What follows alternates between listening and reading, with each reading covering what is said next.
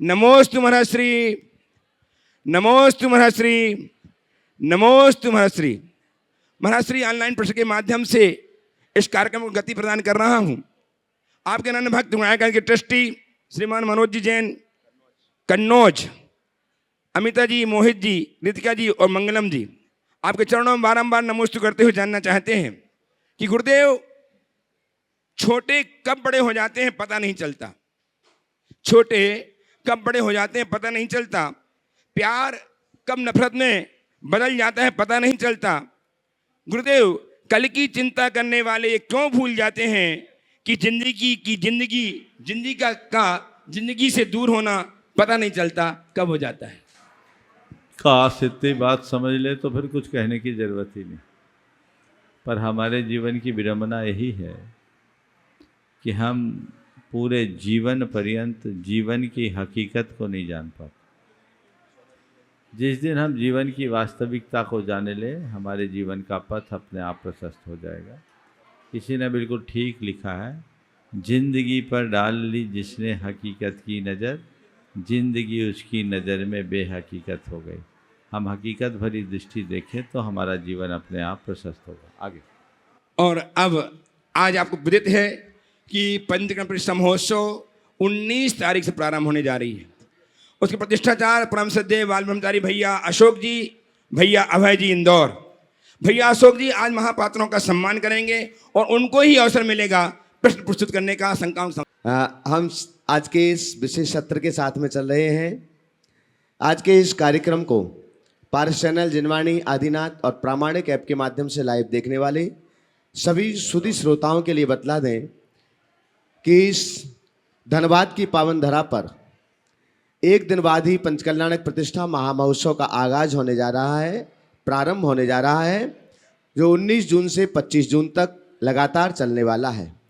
इस पंचकल्याणक प्रतिष्ठा महामहोत्सव में जो महापात्र बने हुए हैं उन महापात्रों के माध्यम से आज गुरुदेव के श्री चरणों में अपनी शंकाएं रखी जाएंगी, अपने प्रश्न रखे जाएंगे और करतल ध्वनि से जो यहाँ पर उपस्थित हैं वे तो उन पात्रों का करतल ध्वनि से सम्मान करेंगे ही करेंगे, लेकिन जो भी आज देश और दुनिया में इस कार्यक्रम को देख रहे हैं आप भी करतल ध्वनि के माध्यम से इन महापात्रों के पुण्य की अनुमोदना कीजिएगा ताकि आने वाले जीवन काल में आप सभी के लिए भी पंचकल्याणक प्रतिष्ठा महामहोत्सव जैसे महापात्र बनने का सौभाग्य प्राप्त हो सके।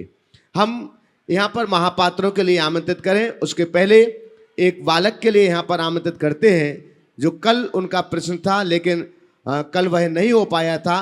पंचकल्याणक प्रतिष्ठा महामहोत्सव से ही संबंधित वह प्रश्न है। आज अनुपस्थित है केविन गोधा। नहीं है, केविन गोधा नहीं आए? नहीं। हाँ तो चलिएगा, आपकी करतल ध्वनि के बीच हम आमंत्रित कर रहे हैं पंचकल्याणक प्रतिष्ठा महामहोत्सव के सबसे महत्वपूर्ण पात्र, सबसे महापात्र के रूप में जो माने जाते हैं, माता पिता नाभिराय और मरुदेवी का सौभाग्य जिनके लिए प्राप्त हुआ है, श्री विजय जी, श्री उर्मिला जी गोधा। एक बार जोरदार करतल ध्वनि से आप उनका सम्मान कीजिएगा। हम उनके लिए आमंत्रित करते हैं कि वे गुरुदेव के श्री चरणों में अपना नमन करते हुए, नमोस्तु करते हुए अपना प्रश्न यहाँ पर रखें। बोले प्रमाण सागर महाराज की जय, हरे सागर महाराज की जय। महाराज ने आज बहुत ही बड़ा हमारा पुण्य है कि आपने हमारे को चयनित किया माता पिता के लिए। मैं कोशिश करूंगा अपनी ज़िंदगी में कि आज से अपना जीवन। बहुत सुंदर, बोलो कोई सवाल भी है? आज से अपना जीवन बदल दूं। बहुत सुंदर। जो सब माता पिता के कर्तव्य है उनको पूरा करूं। बहुत सुंदर, बहुत सुंदर। आपसे सवाल एक बार सभी लोग इनके पुण्य की अनुमोदना कीजिए। बहुत भावना और इस मंदिर के निर्माण में भी इनकी बड़ी महत्वपूर्ण भूमिका रही है और ये परिवार पूरी तत्परता से जुड़ा हुआ है। ये सौभाग्य इन्हें मिला है, निश्चित ये इसके हकदार है और इसे पूरी तरह से इसका पूरा लाभ उठाएंगे, ऐसा मुझे पूर्ण विश्वास, आशीर्वाद। चलिए आगे। नमस्ते महाराज। इसके बाद हम आमंत्रित कर रहे हैं पंचकल्याणक प्रतिष्ठा महामहोत्सव के महापात्र के रूप में जो जाने जाते हैं और उनके बिना पंचकल्याण की कोई भी क्रिया संपन्न नहीं हो सकती है, ऐसे सौधर्मेंद्र बनने का सौभाग्य जिनके लिए प्राप्त हुआ है, श्री संजय कुमार जी जैन और सची इंद्राणी श्रीमती नीलम जी गोधा धनबाद। नमस्ते और गुरुवर। साथ में एक सौभाग्यशाली पात्र भी हैं कि गुणायतन परिवार से भी जुड़े हुए हैं, गुणायतन ट्रस्टी के रूप में। आप लोगों की तालियां कमजोर हैं। और साथ ही आपके लिए बतला दें, जो माता पिता बने हुए हैं नाभिराय मरुदेवी, ये उनके भ्राता भी हैं, उस परिवार से भी आइएगा। गुरुदेव के चरणों में अपना प्रश्न रखें और इसके बाद तैयार रहेंगे कुबेर इंद्र। नमस्ते गुरुवर।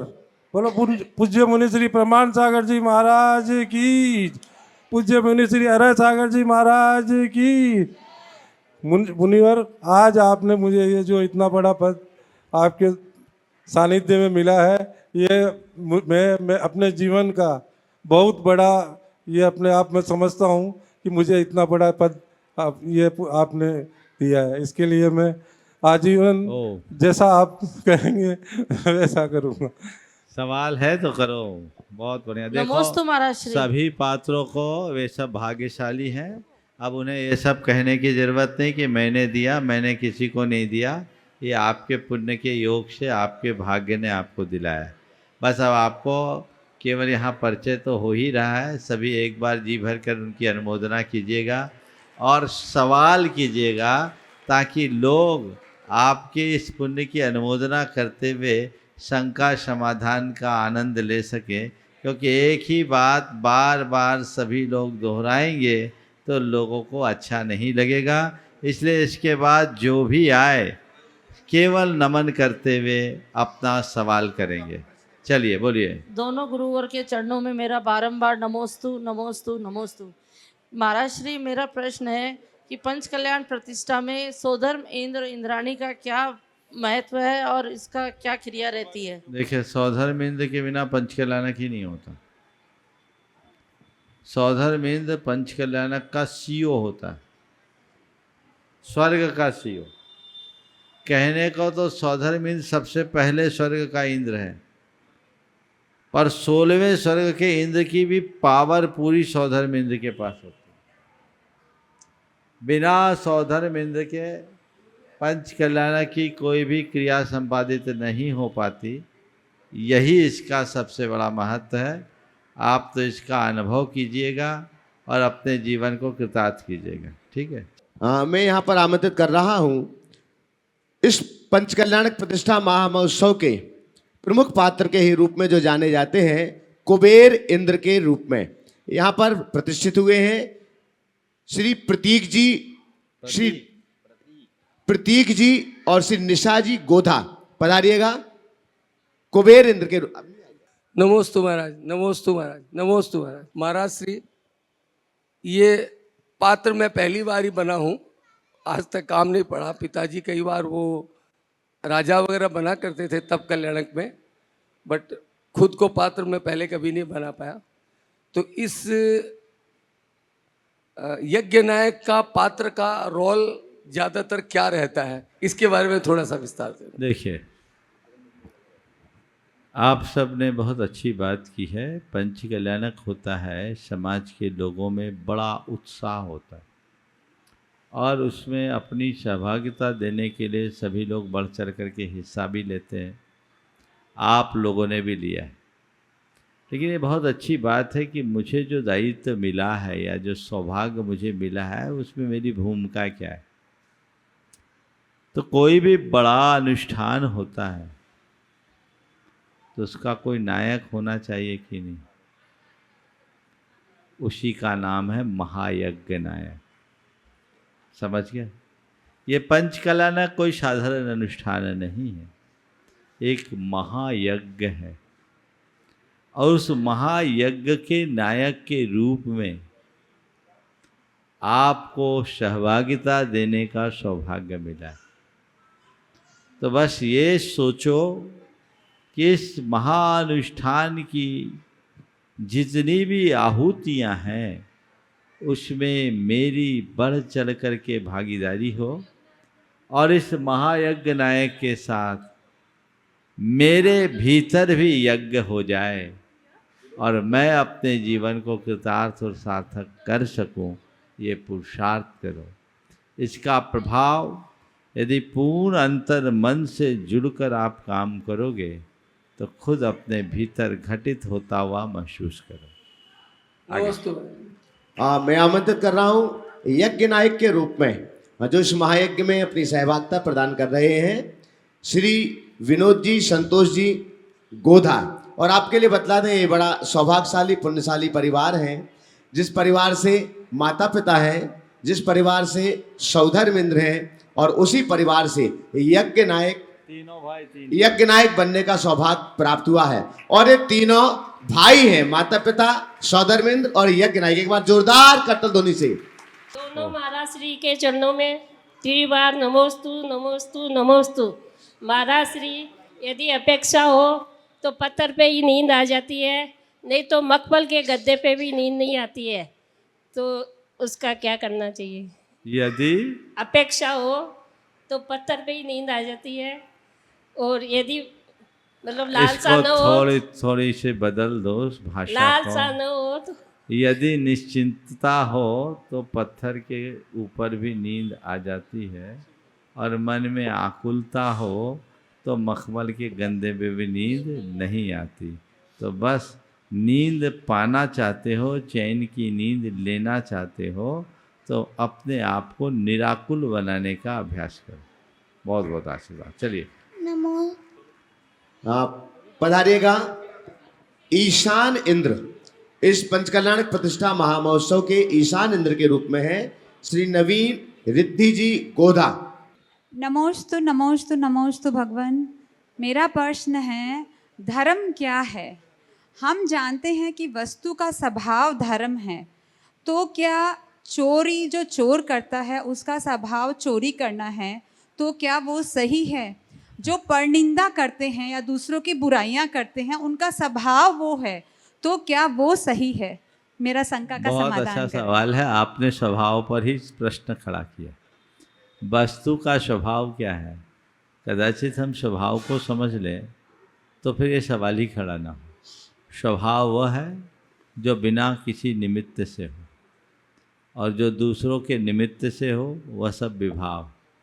चोरी करना हमारा स्वभाव नहीं है, निंदा करना भी हमारा स्वभाव नहीं है, समता में जीना हमारा स्वभाव है। हम समता से बाहर आते हैं दूसरों के निमित्तों से, तो वो जो पर निमित्त से प्रभावित परिणति है वह स्वभाव नहीं विभाव है। स्वभाव धर्म है, विभाव अधर्म। इसलिए अपने आप को अधर्म से दूर करो। विभाव से स्वभाव की ओर मुड़ना ही हमारा वास्तविक धर्माचरण है, और वही हमारे जीवन का लक्ष्य होना चाहिए। एक बार इस परिवार के लिए भी जो ईशान इंद्र बनने का सौभाग्य प्राप्त किए है, आशीर्वाद है। आप लोग करतल ध्वनि से स्वागत करें। आगे। हाँ, शानत कुमार इंद्र के पहले हम यहाँ पर आमंत्रित कर रहे हैं इस महोत्सव के कुबेर इंद्र यहाँ पर पहुँच चुके हैं। कुबेर इंद्र के रूप में श्री प्रतीक जी, श्री निशा जी गोधा, पधारिएगा। एक बार आपकी जोरदार कटल ध्वनि के बीच। नमोस्तु। दोनों मुनिवर को बारंबार नमोस्तु। नमोस्तु महाराज श्री, नमोस्तु नमोस्तु नमोस्तु नमोस्तु। ये महाराज श्री, आपने हमें ये सौभाग्य दिया कि हम कुबेर इंद्राणी के रूप में आपने हमारा चयन किया, उसके लिए मैं बहुत बहुत धन्यवाद देती हूँ। बस अब जीवन से यही कामना है, जीवन में बस इतना पुण्य हो, जीवन जिनवानी से अलग ना हो। नमोस्तु महाराज। कोई सवाल है? जी महाराज श्री, मेरा सवाल है कि ये पंचकल्याणक में कुबेर इंद्र इंद्राणी की क्या भूमिका होती है? वो तो आपको पंचकल्याणक में पता लग जाए। मैं तो आपसे कहता हूँ पंचकल्याणक के लिए कुबेर बन गए, भगवान ऐसी बुद्धि दे कि तुम्हारा हृदय भी कुबेर जैसा बन जाए। कुबेर वह नहीं जिसके पास अपार धन है, कुबेर वह है जिसका ऊंचा मन है। मैं पुनः दोहरा रहा हूँ, कुबेर वह नहीं जिसके पास अपार धन है, कुबेर वह है जिसका ऊंचा मन है। अपने मन के बल पर ही कुबेर अपना खजाना लुटाता है, पर अनादि से कुबेर खजाना लुटा रहा है, आज तक उसका खजाना खाली नहीं हुआ है। बस अच्छे कार्य में अपना द्रव्य खर्चे और जीवन को बुराइयों से बचाने का उपक्रम कर ले, हमारा जीवन धन्य होगा। निश्चित ही आप सबका सौभाग्योदय है। कि ये सौभाग्य मिला है। हम धन से कुबेर बने न बने, मन से कुबेर जरूर बने, जो हमारे जीवन को ऊंचाइयों तक पहुंचा सके। नमोस्तु महाराज श्री। मेरा एक प्रश्न आपसे करिए महाराज श्री, मैं ये जानना चाहती हूँ कि पूजा जब हम लोग करते हैं तो पूजा का ज़्यादा महत्व होता है कि स्वाध्याय का, ये बता दीजिए। स्वाध्याय में आप लोगों को अपने कर्तव्य में पूजा करना बताया कि नहीं बताया? बताया महाराज। तो फिर स्वाध्याय करो और उसको मानो नहीं तो स्वाध्याय से क्या मतलब? समझ गए? चलिए। नमस्ते महाराज। मैं आमंत्रित कर रहा हूं इस महामहोत्सव के प्रमुख पात्रों में ही सानत इंद्र के लिए, सानत कुमार इंद्र के निर्वहन के लिए जिन्होंने सौभाग्य प्राप्त किया है, श्री मनीष जी, श्रीमती उषा जी झांझरी परिवार से एक बार जोरदार करतध्वनि से आपका सम्मान कीजिएगा। और आगे तैयार रहेंगे महेंद्र इंद्र। नमोस्तु महाराज श्री। नमोस्तु नमोस्तु नमोस्तु महाराज श्री। मेरे मन में एक शंका है कि अक्सर बिल्ली कहीं जाने आने के क्रम में बिल्ली अगर रास्ता काट देती है तो लोग अचानक ब्रेक मारते हैं, जिससे कि एक्सीडेंट का भी खतरा रहता है। तो बिल्ली अगर रास्ता काटे तो उसको अशुभ माना जाता है कि शुभ माना जाता है? और लोग एक बार एक व्यक्ति ने मुझसे कहा कि महाराज जी, मैंने सुबह सुबह गधा देख लिया, मेरे लिए शुभ होगा या अशुभ? मुझे सुबह सुबह गधा का दर्शन हो गया, मेरे लिए शुभ होगा या अशुभ? मैंने कहा तेरे लिए जो होगा तू जान, पर उसके लिए तो अशुभ होगा, दिन भर खटना पड़ेगा। समझ गए? तो देखिए बात ऐसी है, शकुन शास्त्रों में इन सब के विषय में बताया गया है, लेकिन आप सबको बताऊं कि जितना बिल्ली के बारे में बताया है उससे कई गुना कुत्ते के बारे में बताया है। अच्छा है कि आप लोगों को पता नहीं तो चलना मुश्किल हो जाएगा। हमने जब शकुन शास्त्र पढ़ा तो उसमें कुत्तों के बारे में बताया। एक दो अच्छी बात बताए देता हूँ। तुम कहीं जा रहे हो और सामने से कुत्ता मुंह में रोटी लेकर के आ रहा है तो समझ लो तुम्हारा काम 100% सफल होगा। उल्टे नहीं बताऊंगा, सीधे बता दे रहा हूँ। अब उसमें बताया कुत्ता आपको दिख गया, कान खुजा रहा है तो दायां कान खुजा रहा है तो बायां कान खुजा रहा है तो और कर्म कर रहा है तो लड़ रहा है तो मिट्टी खोद रहा है तो शरीर धुन रहा है तो सिर ऊपर किया हुआ है, तो इतने सारे हैं जो अक्सर मिलते हैं, तो तुम चल ही नहीं पाओगे। फिर शकुन शास्त्र में एक विशेष बात कही कि यदि आप कोई कार्य करते हो अपशकुन होता है, भगवान का नाम ले लो, समय को निकाल दो, कुछ 8 उच्छ्वास के लिए रुक जाओ। 8 उच्छ्वास पहली बार अगर हो तो ये चीज़ें हैं जो सहज रूप से चलते रहती है। इनमें लकीर के फकीर मत बनना। अचानक ब्रेक लगाने पर तो जो होना है वो पहले ही हो जाएगा, इसलिए थोड़ा हिसाब से चलना चाहिए। अपनी गति पर भी नियंत्रण रखना चाहिए और मति पर भी नियंत्रण रखना चाहिए, तभी आप आगे बढ़ पाएंगे। नमोस्तु गुरुदेव। नमोस्तु। आमंत्रित कर रहा हूं महेंद्र इंद्र के रूप में इस महामहोत्सव में अपनी सहभागिता प्रदान कर रहे हैं श्री प्रमोद जी, श्रीमती राखी जी छाबड़ा। एक बार जोरदार करतध्वनि से इनका भी सम्मान करें। श्री प्रमोद जी, राखी जी छाबड़ा। नमोस्तु गुरुदेव।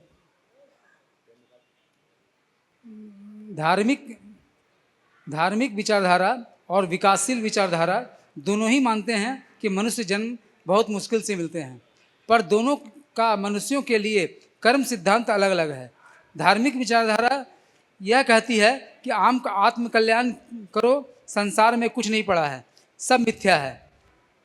पर अन्य विचारधारा यह कहती है कि यदि तुम्हारा मनुष्य में जन्म हुआ है तो पूरी शक्ति विकास में लगा दो, जन कल्याण में लगा दो, और जितने भी डेवलपमेंट होता है, जो जितना कर्म कर सकते हो, तुम आए हो इस धरती पे तो कुछ करके जाओ, सिर्फ आत्म कल्याण मत करो। इन दोनों के में कैसे सामंजस्य बनाया जाए, देखिए, दोनों विचारधारा अपनी अपनी जगह महत्वपूर्ण है, अर्थपूर्ण है, उपयोगी, और हमें उनका लाभ लेना चाहिए। लेकिन दोनों की दृष्टियों में भिन्नता है। धार्मिक विचारधारा जहाँ आत्मा की उन्नति की बात करती है, वहीं दूसरी विचारधारा जो विकासवादी विचारधारा है, वह केवल भौतिक समृद्धि की बात करती है। मेरी राय में भौतिक समृद्धि हमारे जीवन की पूर्ण उपलब्धि नहीं है। व्यक्ति की आध्यात्मिक उन्नति भी होनी चाहिए। व्यक्ति भौतिक रूप से चाहे जितना समर्थ क्यों ना हो जाए, अगर आध्यात्मिक रूप से कमज़ोर है तो वह लाचारी और विवस्था भरा जीवन जिएगा। हम देख रहे हैं कि विकसित देशों में कितने प्रकार की समस्याएं आ रही है।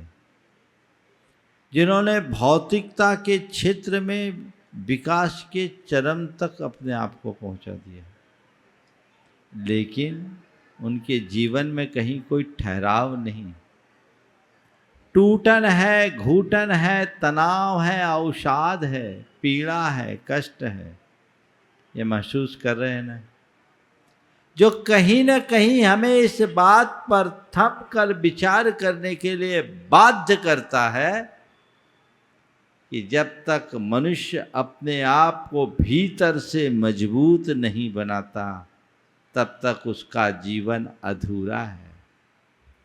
आज के मनुष्य की जो इस विकास की दृष्टि को देखता हूँ, तो मुझे एक ही बात दिखती है कि मनुष्य की बाह्य शक्तियाँ तो विस्तीर्ण हो रही है, पर भीतर से वह खुद शक्तिहीन होता जा रहा है। अगर बोल चाल की भाषा में कहूँ तो ऐसा कह सकता हूँ कि सबकी फोटो तो बहुत खूबसूरत दिखती है, एक्सरे सबका खराब है। समझ गए? तो लोग जो केवल अपने बाहर की छवि को मेंटेन करना चाहते हैं, वो फोटो सुधार रहे हैं, और जो अपनी आत्मा की उन्नति को ध्यान में रखकर चल रहे हैं, वो अपना एक्सरे ठीक कर रहे हैं। अब आप तय कर लो क्या करना है। फोटो बिगड़ जाए तो कोई दिक्कत नहीं, एक्सरे ठीक होना चाहिए। बाहर से तुम कमजोर भी पड़ जाओ तो जीवन जी लोगे, लेकिन अंदर से कमजोर रहोगे तो कभी जी नहीं पाओगे। आए दिन जो आत्महत्याएं होती है, वो क्यों कर हो रही है? मनुष्य अंतर मन से जो परेशान दिख रहा है, वह सब क्यों हो रहा है? ये बातें हमें जानने और समझने की आवश्यकता है। जो इन्हें जान लेता है, समझ लेता है, पहचान लेता है, उसे ज़्यादा कुछ कहने की आवश्यकता शेष नहीं रहती। इसलिए मैं ये कहूँगा, मैं विकास का विरोधी नहीं हूँ, पर एक ही बात होनी चाहिए, प्रगति हो, प्रतिगति ना हो। प्रगति और प्रतिगति में मौलिक अंतर है। अगर मनुष्य अपने लक्ष्योन्मुखी होता है तो वो प्रगति है, पर तेजी से दौड़ते हुए उल्टा पीछे आता है तो प्रतिगति है। विकासवाद के पक्षधर लोग जिस उद्देश्य को लेकर आगे बढ़ते हैं, क्या उन्होंने उसे हासिल किया? हर व्यक्ति का मूल लक्ष्य अभीष्ट सुख शांति समृद्धि है, तो सुख शांति समृद्धि जीवन में दिखनी चाहिए, जो विकास की इस दौर में दिनों दिन कम होती दिखती है। यही हमारे लिए एक बहुत बड़ा यक्ष प्रश्न बन जाता है कि आखिर विकास का अर्थ क्या है। समझिए। आमंत्रित कर सबसे महिमाशाली पात्र जो दान तीर्थंकर के रूप में भी जाने जाते हैं, और प्रथम आहार दान देने का सौभाग्य जिस सौभाग्यशाली के लिए प्राप्त होता है, ऐसे राजा श्रेयांश के रूप में श्री चक्रेश जी जैन, श्रीमती हेमलता जी जैन जोरदार करतल ध्वनि से उनका सम्मान कीजिएगा। नमोस्तु गुरुवर। परिवर्तन प्रकृति का नियम है। दो प्रकार के परिवर्तन हो रहे हैं, एक प्रकृति में परिवर्तन हो रहे हैं, एक मानव जीवन के रहन सहन के ढंग में परिवर्तन हो रहा है, और दोनों ही विनाशकारी हो रहे हैं।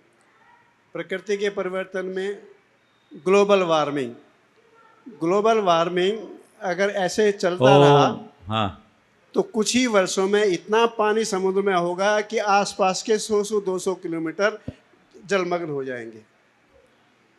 दूसरे परिवर्तन अति वर्षा, अति शीत, अति गर्मी, ये सब मानवीय देन है जो हर साल पिछले साल का रिकॉर्ड तोड़ दे रही है।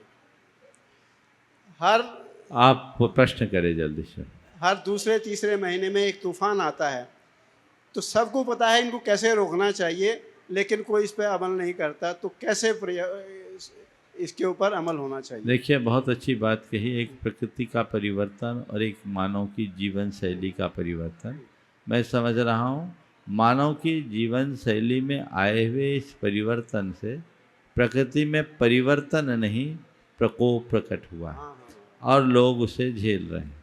अब इसे ठीक करने का एक ही उपाय है, वह है मनुष्य की सोच में परिवर्तन। जिस दिन मनुष्य की सोच बदल जाए और प्रकृति के साथ तालमेल बनाकर जीने के लिए संकल्पित और समर्पित हो जाए, तो सारी चीज़ें बदलाव घटित करेगी और वह जीवन की एक बड़ी उपलब्धि बन सकती है। पर विडंबना यही है कि लोग बातें तो सब करते हैं, लेकिन सब उसी सोच के साथ जीते हैं। सब अपने जीवन को लग्जीरियस बनाने की कोशिश करते हैं, प्रकृति के साथ छेड़छाड़ ज़्यादा करते हैं, कष्टों को सहने का अभ्यास नहीं रखते हैं। तो ये स्थितियाँ बनेगी। हमें चाहिए कि हम आने वाली पीढ़ियों का ख्याल रखते हुए आज से ही अपने जीवन को अच्छा करें, ताकि आने वाले पीढ़ियाँ सुख की सांस ले सकें। मानवीय शैली में आजकल बच्चे लोग दाढ़ी रखते हैं, कड़ा पहनते हैं, कुंडल पहनते हैं, फटे हुए कपड़े पहनते हैं, और फटे हुए कपड़ों के नीचे कुछ एक नया कपड़ा लगा लेते हैं। तो ये संस्कृति बिगड़ जाएगी महाराज। ऐसा है, तुम क्या पहनो न पहनो ये तुम्हारा चुनाव। बात मेरी ध्यान से सुनो।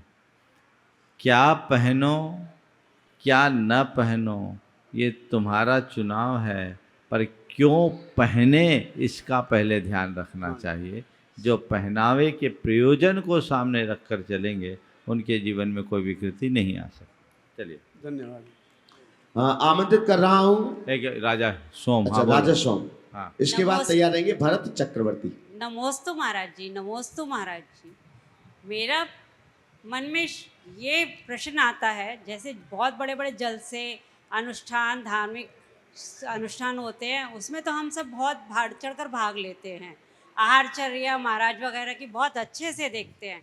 लेकिन ये सब अनुष्ठान ना होने के बाद अगर कोई साधु आ जाते हैं, तो हमारे मन में वो उत्साह नहीं रहता, अच्छे से चौका लगाएं, वो शीतलता क्यों आ जाती है हमारे मन में? आप लोगों की बैटरी जल्दी डिस्चार्ज हो जाती है, इसलिए समय समय पर ऐसे अनुष्ठान होते रहने चाहिए, ताकि आप लोगों का उत्साह बना रहे।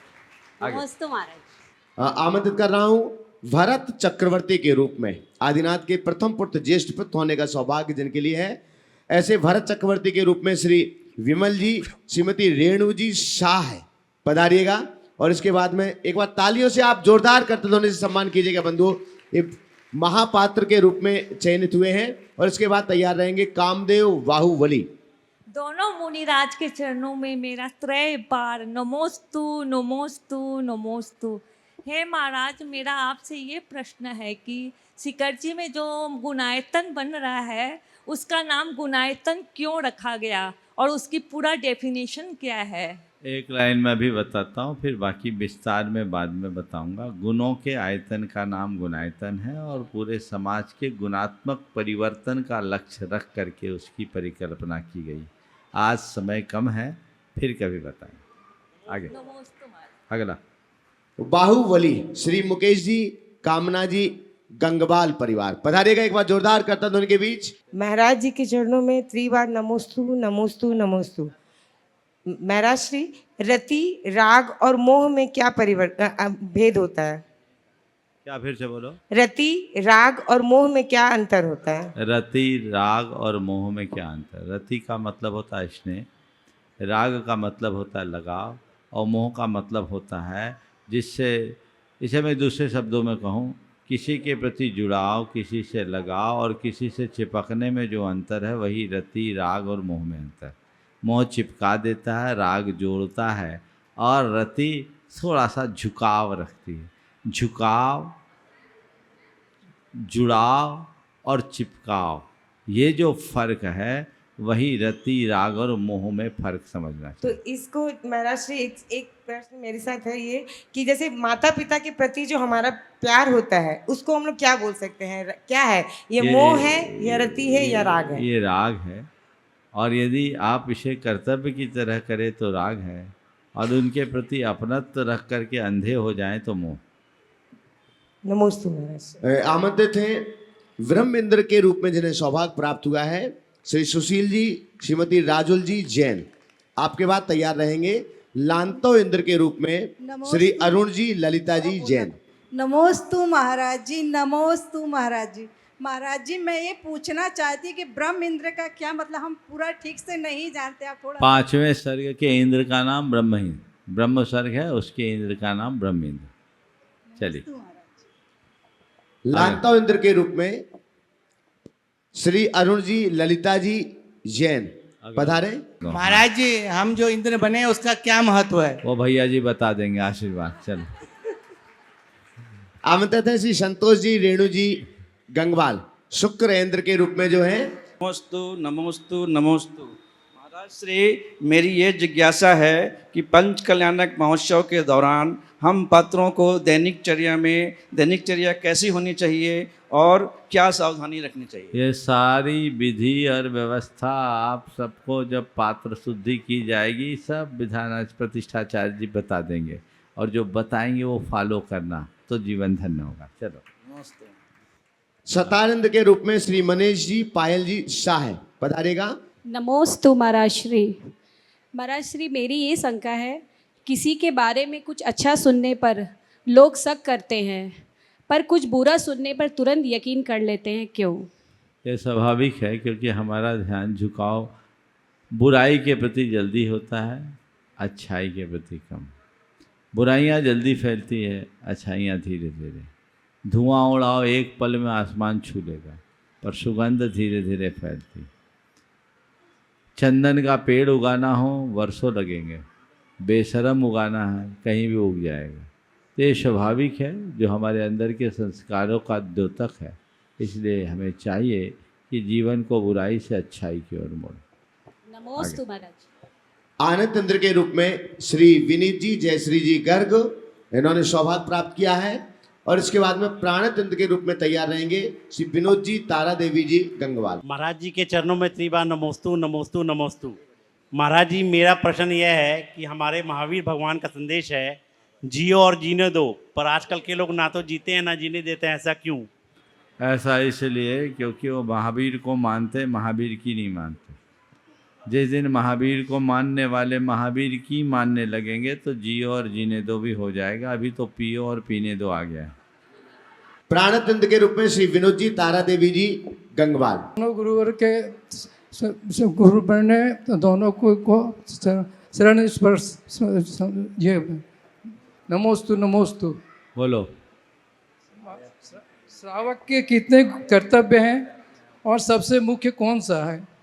श्रावक के 6 कर्तव्य हैं: देव पूजा, गुरुपास्थि, स्वाध्याय, संयम, तप और दान। इनमें से 4 मुख्य हैं।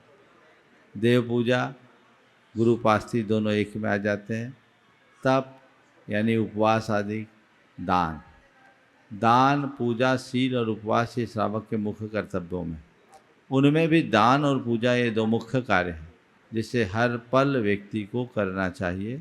इसी से किसी गृहस्थ का ग्रहीपना सार्थक होता है। आरणेंद्र और अच्युतेंद्र चूंकि अभी यहाँ उपस्थित नहीं है, बंधु एक बार हम पुनः आपकी करतल ध्वनि चाहेंगे। एक परिवार बहुत सौभाग्यशाली परिवार, जिनका तो अभी आपने परिचय पाया ही है, माता पिता के रूप में, सौधर्मिंद के रूप में और यज्ञ नायक के रूप में।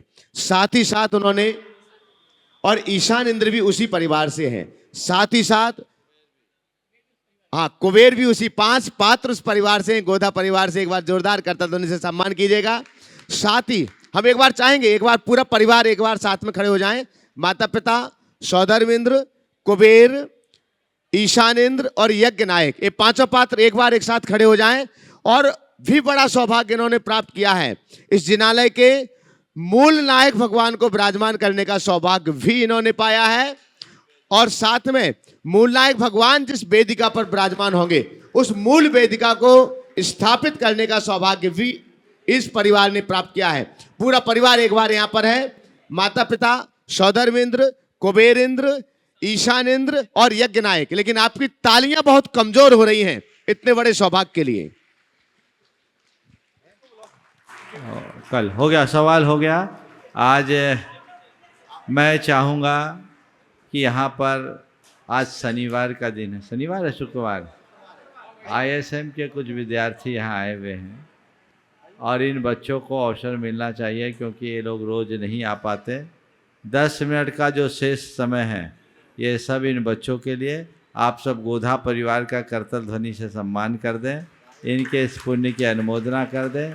और बचा हुआ समय ISM के बच्चे आए, वे अपना सवाल करेंगे। आप लोग अपना स्थान ग्रहण करें, आपको नंबर आगे मिलेगा। चलिए चलेगा, आ जाओ। पधारे अपने स्थान पर। जो शेष पात्र रह गए हैं उनके लिए कल अवसर प्रदान किया जाएगा।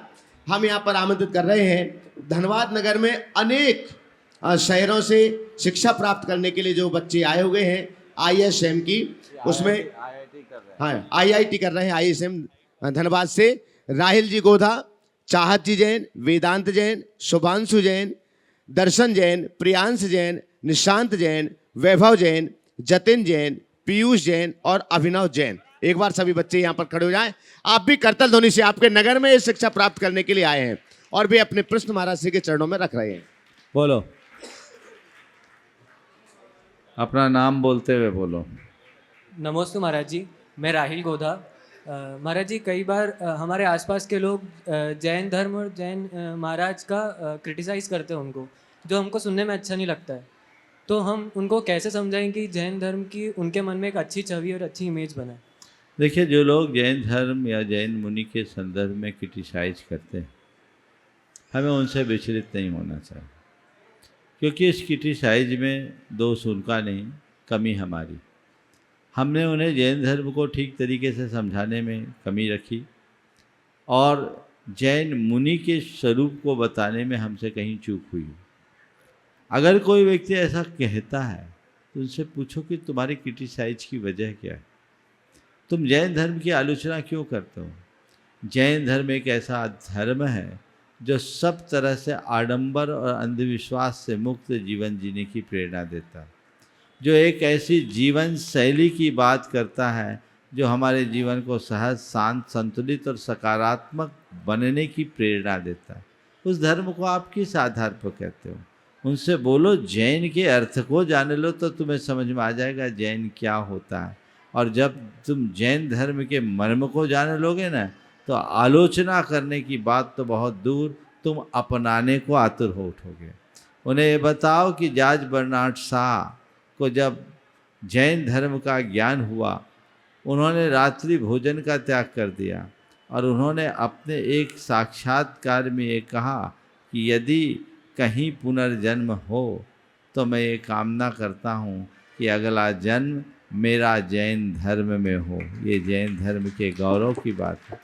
तुम इसे जानते नहीं हो इसलिए ऐसी बातें करते हो।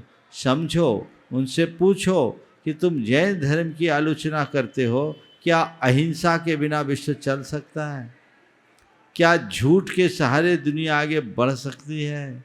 क्या चोरी के कर्म को तुम अच्छा मानते हो? क्या कुशील और व्यभिचार हमारे समाज के लिए आवश्यक है, अच्छा है? और क्या परिग्रह की अंतहीन लिप्सा हमारे लिए उचित है? उनसे पूछो और फिर उनसे कहो, जैन धर्म इनसे ही बचने की तो प्रेरणा देता है। इकलौता धर्म एक ऐसा धर्म है जो व्यक्ति की नहीं गुणों की पूजा करता है और व्यक्ति के गुणात्मक विकास की प्रेरणा देता है। ये भाव उनके मन में जगाओ। उन्हें कहो कि तुम पहले जैन धर्म को समझो तो सही। जिस दिन समझ लोगे उस दिन तुम्हारी भाषा और व्यवहार सब बदल जाएगा। इसलिए उन्हें हमें समझाने की कोशिश करनी चाहिए। और जैन मुनि का जो सवाल है वो अगर खासकर दिगंबर मुनि को लेकर के आलोचना करते हैं, उन्हें बोलो कि तुम दिगंबर मुनि के निकट जा कर के तो देखो। मेरे संपर्क में एक एडवोकेट, मैं एक स्थान में था, महिला थी, वो एक अपने कुछ एडवोकेट मित्रों को लेकर मेरे पास आई, बैठी, बातचीत हुई, उनके पीछे की बातें मुझे पता नहीं थी। तो वो बोले महाराज जी हम लोग बार रूम में बैठे थे और इन लोगों के मन में आप लोगों के प्रति अच्छी धारणा नहीं थी। मैंने इन्हें समझाने की कोशिश की और फिर मैंने इनसे एक ही सवाल किया कि एक काम करो, आप मेरे साथ चलो, हमारे महाराज यहाँ आए हुए हैं, उनके चरणों में थोड़ी देर बैठो, फिर आप मुझसे बताना कि आप किसी नंगे व्यक्ति के पास बैठे हैं या अपनी मस्ती में लीन किसी साधु से मिले। ये बात उन्होंने बाद में खोला, साथ के लोगों ने भी बोला महाराज जी, बाबा बोले, उन्हें महाराज भी बोलना नहीं जानते थे, बाबा ये इनकी कृपा से आज हमारी एक बहुत बड़ी धारणा दूर हो गई। उन्हें बताओ कि जैन मुनि क्या होता है। आज त्याग और तपस्या की मूर्ति के रूप में देखो तो जैन मुनि को देखा जा सकता है।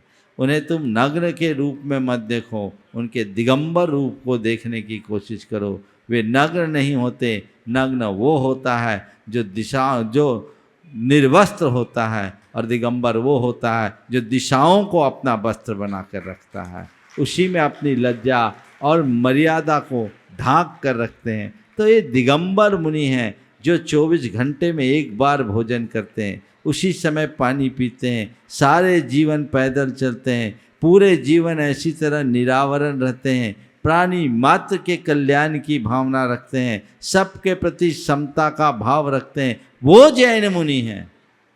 उनके स्वरूप को तो समझो, उनके निकट से देखोगे तो तुम्हारी धारणा ही बदल जाएगी। जिनके व्यक्तिगत स्वत्व और स्वामित्व का कुछ नहीं, जिन्हें न दान से मतलब, न दक्षिणा से मतलब, न आश्रम से मतलब, न मठ से मतलब, 24 घंटे में एक वक्त भोजन और उसी वक्त पानी की आवश्यकता है। इससे अधिक उनकी कोई रिक्वायरमेंट नहीं है, और जितना वो समाज से लेते हैं उससे 1000 गुना समाज को लुटाते हैं। ये बात उन्हें बताने की कोशिश करो। जिस दिन ये बात उन तक पहुँचेगी उनके जीवन का काया पलट हो जाएगा। तो आज का सत्र चूँकि समय हो गया है, मैं यहीं पर विराम दे रहा हूँ। बोलिए परम पूज्य आचार्य गुरुवर श्री विद्यासागर जी महाराज की जय जय जय।